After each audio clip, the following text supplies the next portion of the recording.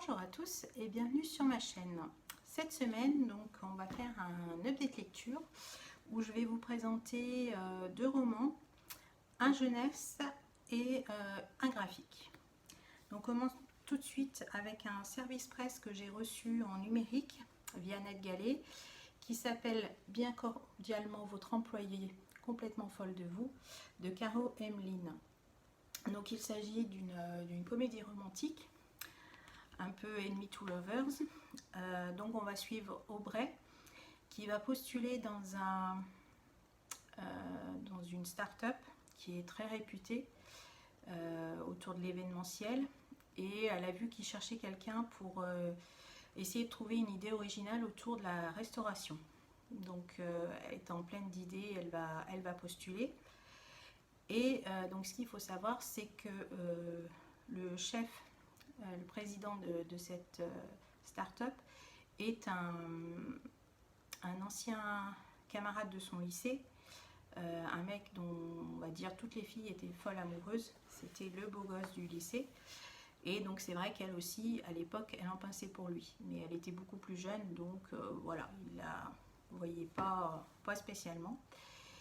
Et il est associé, donc le président s'appelle Jess Adams, et il est associé à Serena, qui elle aussi était élève dans le même lycée qu'Aubrey, et qui par contre était la peste du lycée, hein, bien sûr. On en a une dans chaque lycée, enfin surtout aux États-Unis. Nous ici c'est un peu différent, mais bon. Et donc quand elle va postuler, elle va être reçue en entretien donc, par le DRH et la fameuse Serena. Donc l'entretien va plutôt bien se passer, sauf qu'ils vont la rappeler pour un poste de, on va dire, de gestionnaire des salles de pause. Donc voilà, pour s'assurer qu'il y a toujours du café chaud dans les salles de pause, qu'il y a des choses à manger, voilà. Donc elle accepte, après en avoir parlé aussi avec ses amis, elle accepte parce qu'elle se dit qu'au moins elle aura un pied dans l'entreprise et que peut-être elle arrivera à convaincre Jace de regarder son projet qui pourrait être intéressant. Donc voilà comment tout commence. Donc bien sûr, ça ne va pas être sans peine parce que c'est vrai qu'elle va arriver à avoir des idées, à s'imposer, elle va se faire des amis.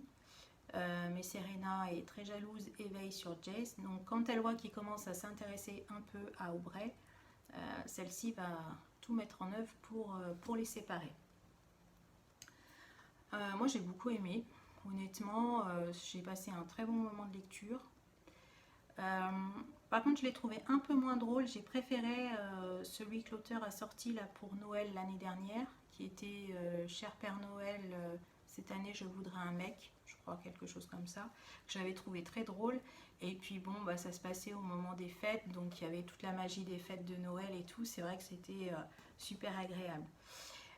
Celui-ci aussi est très bien, donc dans une autre ambiance, par contre toujours au milieu du business et des riches entrepreneurs. Donc ouais, moi je vous le recommande. C'est vrai que on passe un très bon moment si vous voulez une lecture légère. Donc voilà, là je l'ai lu cet été, donc c'était plutôt adapté. Mais voilà, sur une période où vous êtes moins bien, mais que vous avez quand même envie de lire, moi je vous conseille ça parce que franchement ça détend, c'est amusant, c'est pas prise de tête et on passe un super bon moment de lecture. Donc voilà, je vous le remontre. Bon, voilà. Le suivant, donc là c'est un polar. Il s'agit de La Ville à deux vers de Cynthia Swanson. Donc là on est dans les années 60, dans le Wisconsin. Voilà, Paul et j'ai perdu le nom de sa femme. Voilà, Angie. Angie va recevoir un coup de téléphone un matin de sa nièce, donc qui est la fille du frère de son mari, l'informant que voilà, son père s'est suicidé et que sa mère a disparu. Donc Donc Paul et Angie décident de s'envoler, donc d'aller rejoindre la jeune fille pour l'aider dans les démarches et puis essayer de comprendre ce qui s'est passé et puis surtout d'essayer de trouver où est passée la mère de Ruby, qui est la jeune fille en question. Donc voilà le pitch en gros de départ. Donc Paul et Angie sont mariés depuis peu, ils ont un petit garçon qui a quelques mois. Et dès qu'ils vont arriver là-bas, Angie va trouver son mari un peu bizarre. Je trouve qu'il change, qu'il n'a pas la même attitude que d'habitude. Bon, après, quand elle essaye d'en parler à son mari, lui, il met ça sur le compte, voilà, qu'il a perdu son frère, qu'il ne sait pas trop comment gérer. En plus, il faut s'occuper de Ruby. Voilà. Et puis, bon, petit à petit, on se rend compte qu'il y a des choses un peu louches. On ne sait pas Ruby, honnêtement, on ne sait pas quoi en penser. On sent qu'elle cache quelque chose, mais quoi c'est difficile à trouver. Est-ce qu'elle est impliquée dans ce qui s'est passé? Voilà. Après, donc, son père, pour le moment, la police conclut un suicide suite au départ de sa femme. Mais surtout, qu'est devenue sa femme? Ça, personne ne l'a revue, personne ne se souvient de l'avoir vue ce jour-là. Donc il y a plein de zones d'ombre. C'est vrai que... Et Angie va essayer de comprendre, de voir ce qui s'est passé.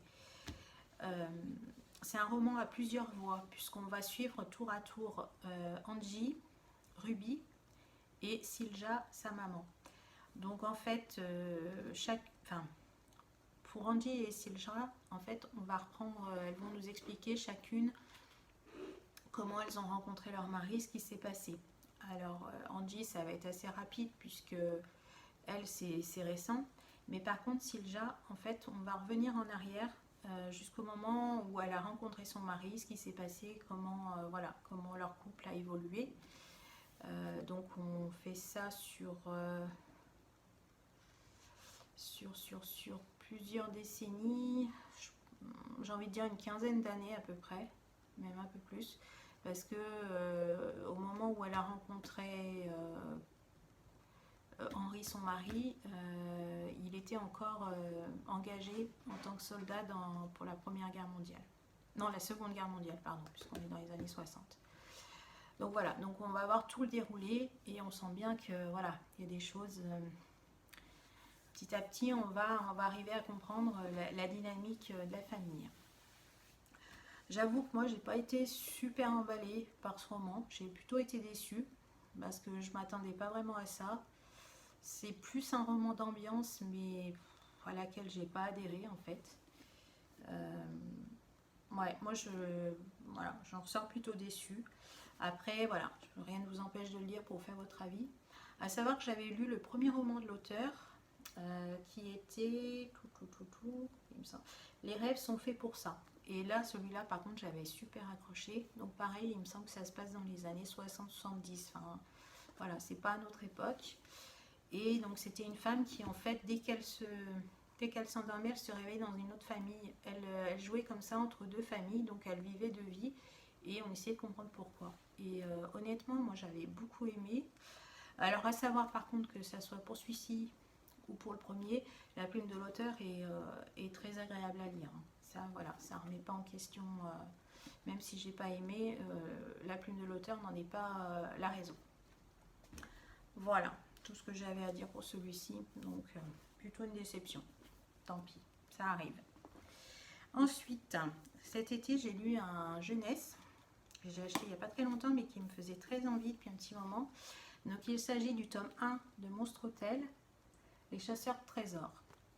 Donc là, ça se passe dans le manoir de Monstreux Hôtel.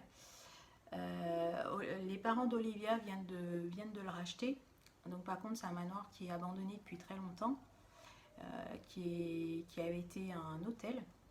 Et donc du coup, ils le remettent en état. Enfin, ils décident de le remettre en état pour le rouvrir. Alors, dès le premier jour, Olivia va se retrouver face à des monstres. Donc au départ un petit monstre, et puis elle va rencontrer ses parents qui pour le coup au départ vont lui faire peur, et puis en fait petit à petit elle va se lier d'amitié. Et ce qui est étonnant, c'est qu'elle est les seules à les voir, ces monstres. Alors moi, pendant tout le temps de la lecture, je les ai imaginés un peu comme le monstre de Monstres et compagnie. Alors, je ne sais plus comment il s'appelle. Sully, voilà. Un mélange entre Sully pour les poils et les Barbapapa pour les formes qu'elle exprime. Voilà, j'avais cette image-là, donc c'était plutôt rigolo. Avec ses amis, elles vont se rendre compte que les ouvriers que ses parents ont embauchés pour refaire l'hôtel, en fait, font tout l'inverse. Ils sont plutôt à casser tous les murs plutôt que de les rénover. Et donc, grâce à ses petits amis, en fait, Olivia a découvert on va dire un monde parallèle au manoir et qui est derrière, où elle peut passer derrière les murs, en fait, quelque part. Et donc là, quand ils se rendent à l'étage, ils se rendent compte que les ouvriers sont en train de massacrer tous les murs et ils pensent comprendre qu'ils sont à la recherche d'un trésor. Donc après quelques recherches, donc elle auprès de ses amis à l'école, donc les vrais là, c'est vrai qu'il y a une légende qui court qu'il y aurait un trésor caché dans l'hôtel. Et donc c'est ce que ces ouvriers voudraient faire, voudraient trouver en fait. Donc eux, ils ne veulent pas que l'hôtel soit démoli et ils voudraient aussi le trouver. Donc les voilà partis à la chasse au trésor. Donc il y a plein de choses qui se passent. On va découvrir tout un univers, l'univers de ces petits monstres, qui est en parallèle de celui d'Olivia, pardon. Et ouais, j'ai trouvé ça c'est très amusant, c'est sympathique. Donc par contre, ça reste du jeunesse, hein. Faut pas vous attendre, voilà, à l'histoire très très poussée. Mais là, l'univers est assez sympa. Il y a de la magie. Voilà, les petits monstres gentils, hein, comme dans la chanson. Et ouais, j'ai envie de découvrir ce qui va se passer. Surtout qu'il y a plein de petites choses un peu, enfin, en suspens entre guillemets. Et c'est vrai qu'on a hâte de découvrir ce qui va se passer. Parce que, mine de rien, les choses ne sont pas aussi simples que ça. Donc voilà, si vous avez envie de découvrir un roman sympathique, ou même de l'offrir à des plus jeunes, moi j'ai plutôt été emballée par ce premier tome. Et dernier ouvrage que je vais vous présenter, donc il s'agit d'un graphique, et c'est Nymphéas Noir de Casgrain, Duval et Bussy. Donc en fait, il s'agit de l'adaptation graphique du roman de Michel Bussy, Nymphéas Noir.